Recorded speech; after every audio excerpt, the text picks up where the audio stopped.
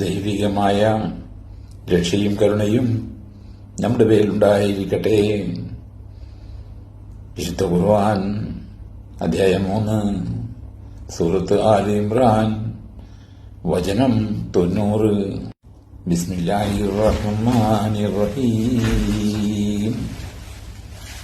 ഇന്നല്ലദീന കഫറൂ ബഅദ ഈമാനിഹിം ثم ازدادوا كفرا لن تقبل